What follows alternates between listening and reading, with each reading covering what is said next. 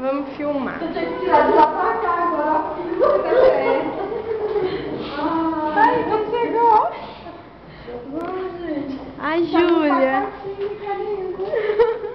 Toda linda. Ai, linda, como você é pequenininha.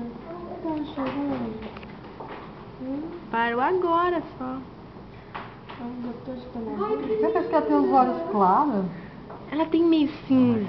Ai, meu Deus, olha ali, gente, olha que bonitinho. Meu Deus, muito linda. Ela é muito linda. Gente, ela nasceu linda. A Karina tá tremendo ainda, tem que ir atrás do cobertor mesmo. Nossa, mas ela é muito linda. Olha a boca, que boca mais linda. O nariz dela vai ser igual ao seu, Karina, ainda bem, vai ser pequenininho. Segura ela aqui um pouco aí. Segura aí, mãe.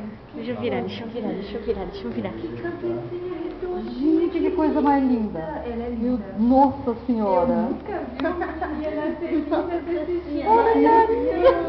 Ô, Karina, eu vou levar ela lá pra casa pra cuidar. Como ela é quietinha. Ela foi pra casa. Meu, que linda. Olha a pele.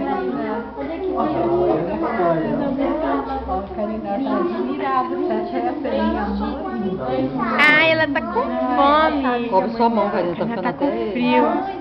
Seus dedos tá ficando até escuro já. Ei, ela não nasceu com cara de joelho, não, gente. Não, quando nasceu da sala, ela tava toda enrugadinha, parecia um bulldoguinho. De tão enrugada que ela tava. Mas agora ela já arrumou o rostinho.